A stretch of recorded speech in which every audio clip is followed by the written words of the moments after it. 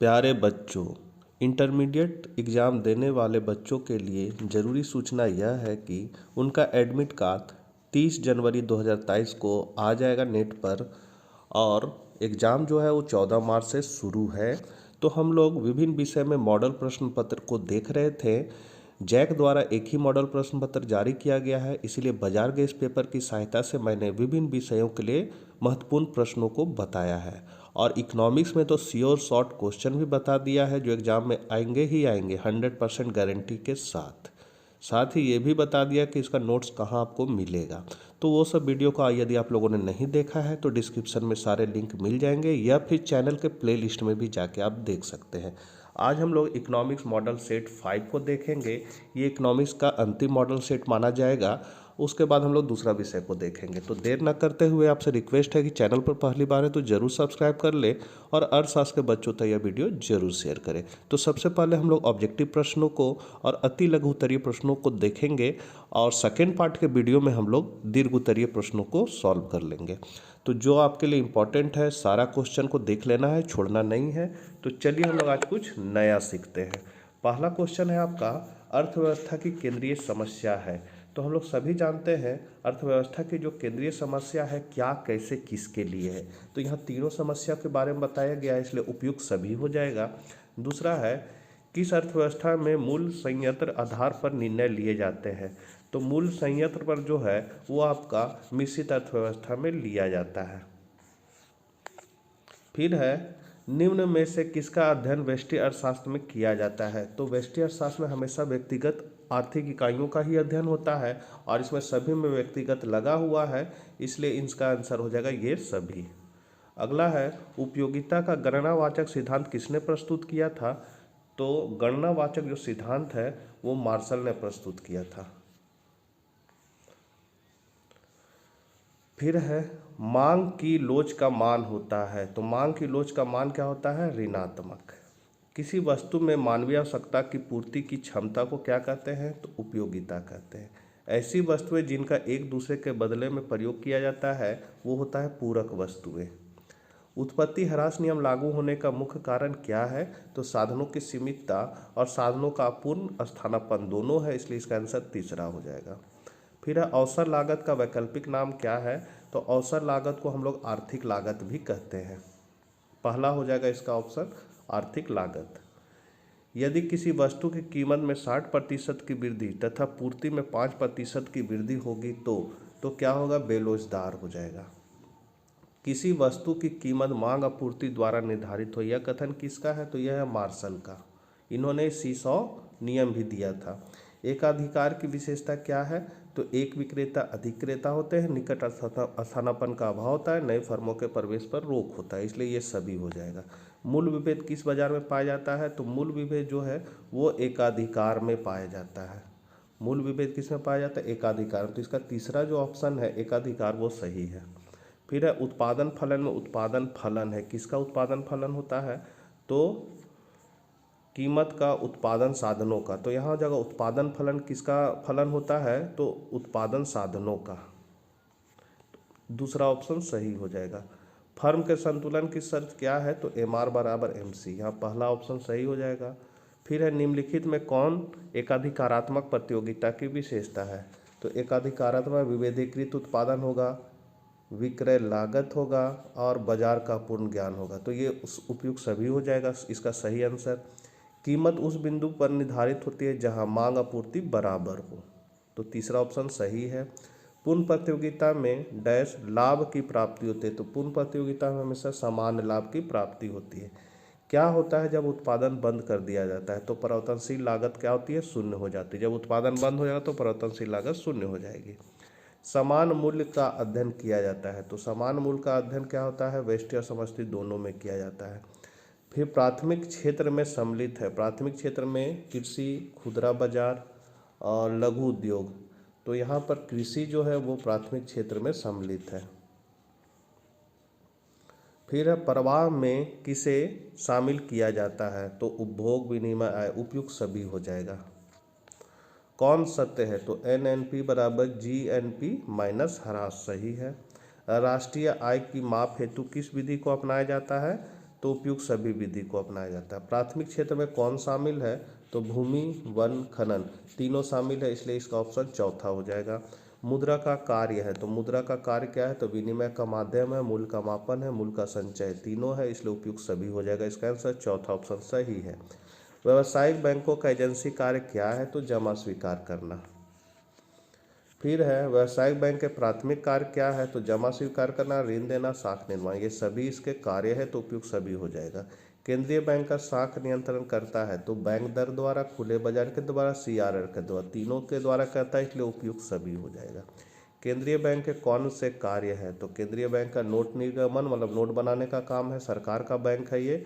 और विदेशी विनिमय कोष यहाँ हो जाएगा, विदेशी विनिमय कोष, इस तरह कोष, विदेशी विनिमय कोष का संरक्षक है, तीनों है, तो उपयुक्त सभी हो जाएगा। फिर है आपका भारत में बैंकिंग क्षेत्र सुधार प्रारंभ हुआ, तो 1991 में, तीसरा ऑप्शन सही है। घिसावट व सम्मिलित रहता है, तो GNP MP में। केन्स के अनुसार विनियोग से अभिप्राय क्या है, तो वित्तीय विनियोग, वास्तविक विनियोग दोनों से है, इसलिए तीसरा ऑप्शन सही है। केन्स का रोजगार सिद्धांत किस पर आधारित है, तो वो है प्रभावपूर्ण मांग पर आधारित है, पहला ऑप्शन सही है। रोजगार, सूद और मुद्रा का समान सिद्धांत के लेखक कौन है, तो JM केन्स है।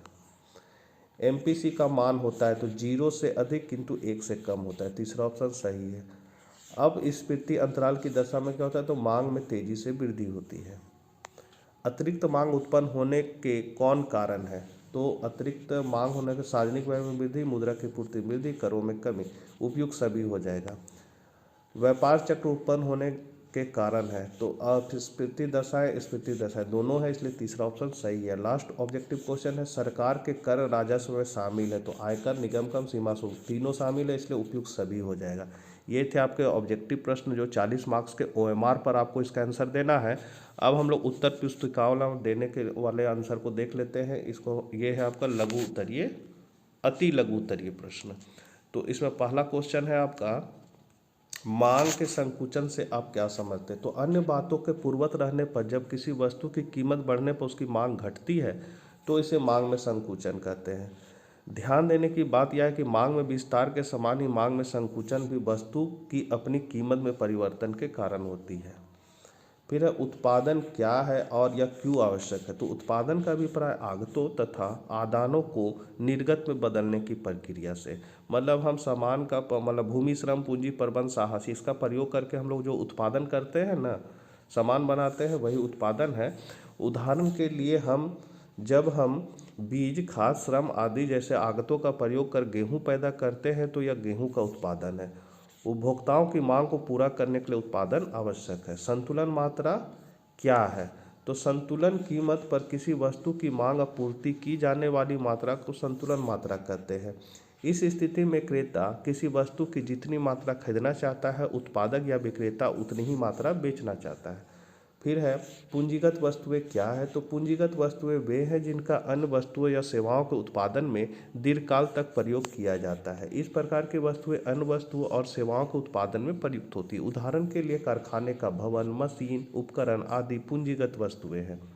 बैंक क्या है, तो बैंक वह संस्था है जो मुद्रा तथा शाख का व्यापार करती है। वह ऋण की सुरक्षा को ध्यान में रखते हुए ऐसे व्यक्तियों को मुद्रा उधार देती है जिन्हें इसकी आवश्यकता होती तथा जिनके पास व्यक्ति विशेष अपनी अतिरिक्त मुद्रा या बचत को जमा करते हैं। फिर है विनिमय की दर क्या है, तो विनिमय की दर वह दर है जिस पर किसी एक देश की मुद्रा को दूसरे देश की मुद्रा में बदला जाता है। दूसरे शब्दों में किसी एक देश की मुद्रा या दूसरे देश की मुद्रा में जो मूल्य निर्धारित होता है उसे विनिमय दर कहा जाता है। अगला है वो आय और उपभोग में किस प्रकार का संबंध है, तो आय और उपभोग में उपभोग आय का फलन है तथा यह आय पर निर्भर करता है। आय और उपभोग में प्रत्यक्ष संबंध है। आय में वृद्धि होने पर उपभोग व्यय भी बढ़ता है, लेकिन इसमें वृद्धि का अनुपात आय की अपेक्षा कम होता है। अब है आपका लघु उत्तरीय प्रश्न, तो सीमांत उपयोगिता तथा कुल उपयोगिता में क्या संबंध है, तो सीमांत उपयोगिता और कुल उपयोगिता में घनिष्ठ संबंध है। जैसे जैसे हम किसी वस्तु के अधिकाधिक इकाइयों का प्रयोग करते हैं वैसे वैसे उस वस्तु की सीमांत उपयोगिता में कमी होती जाती है, परंतु कुल उपयोगिता बढ़ती है। तथा इसमें उस समय तक वृद्धि होती है जब तक सीमांत उपयोगिता शून्य के बराबर नहीं हो जाती है। इसके बाद सीमांत उपयोगिता ऋणात्मक होने लगती है और कुल उपयोगिता भी क्रमशः घटने लगती है। मतलब इस तरह हम लोग देख सकते हैं, ये है आपका कुल उपयोगिता, ये है आपका सीमांत उपयोगिता। तो ये बढ़ता है तो ये भी सीमांत उपयोगिता भी बढ़ता है, और जब ये घटते हुए दर से बढ़ता है, तेजी से घटता है, और यह जब अधिकतम होता है तो ये सीमांत उपयोगिता क्या होता है, शून्य हो जाता है। सीमांत उपयोगिता और कुल उपयोगिता में निम्नांकित संबंध स्थापित किए जा सकते हैं। अभी जो चित्र बना है उसी के आधार पर आप ये लिख सकते हैं, जैसे जैसे सीमांत उपयोगिता बढ़ती जाती है वैसे वैसे कुल उपयोगिता बढ़ती जाती है। फिर जब सीमांत उपयोगिता शून्य के बराबर होती तब कुल उपयोगिता अधिकतम होती है। जब सीमांत उपयोगिता ऋणात्मक होने लगती तब कुल उपयोगिता भी क्रमशः घटने लगती है।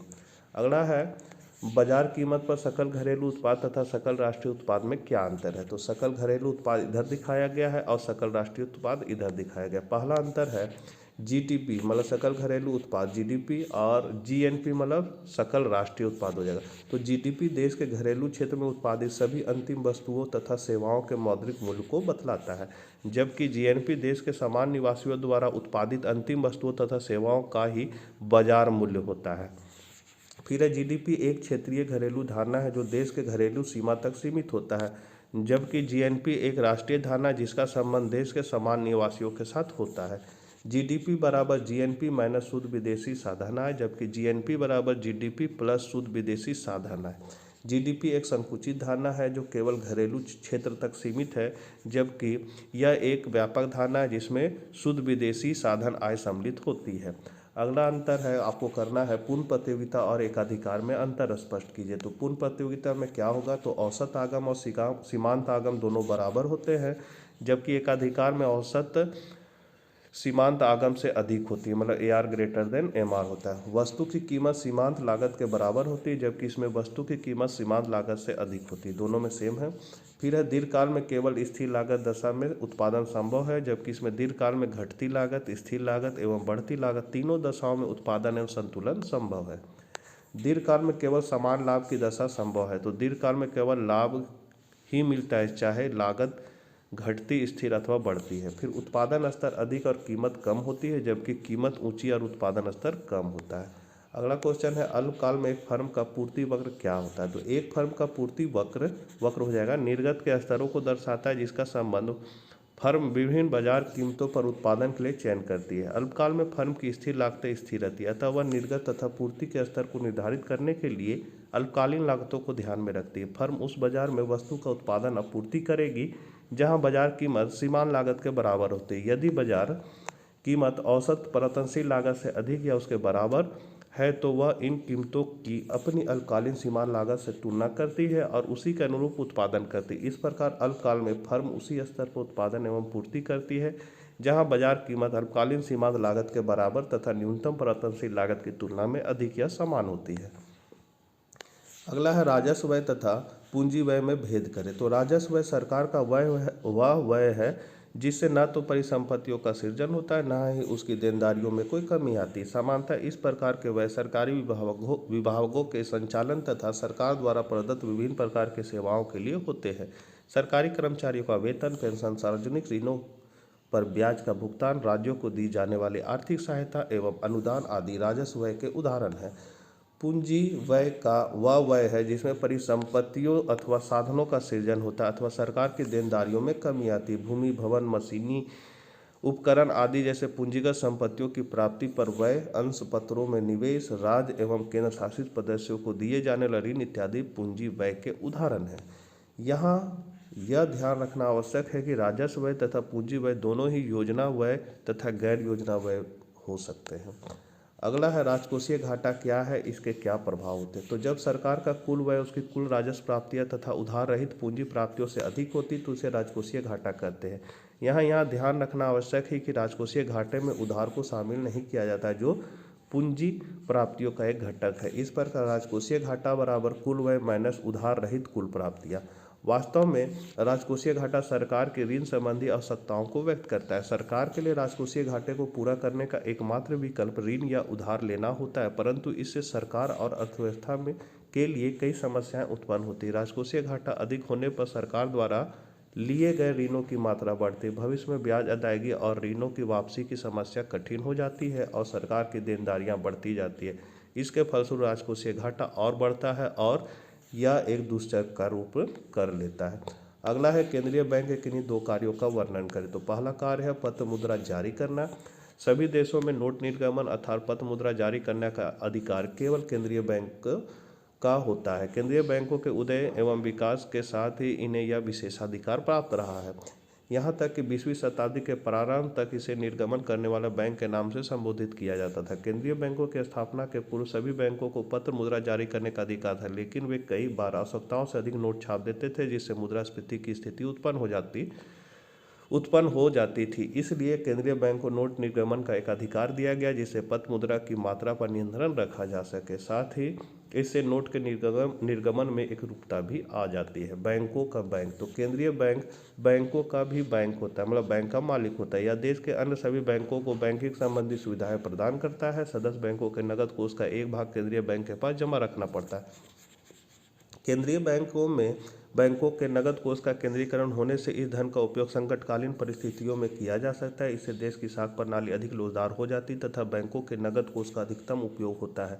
जब व्यावसायिक बैंकों को अन्य किसी स्रोत से ऋण प्राप्त नहीं होता है, तब केंद्रीय बैंक ही अंतिम समय में उन्हें ऋण प्रदान करता है। यही कारण है कि केंद्रीय बैंकों को बैंकों का बैंक तथा अंतिम ऋणदाता कहा जाता है। केंद्रीय बैंक सदस्य बैंकों को आवश्यक परामर्श एवं निर्देश देता है तथा उसके पारस्परिक लेन देन का भी निपटारा करता है।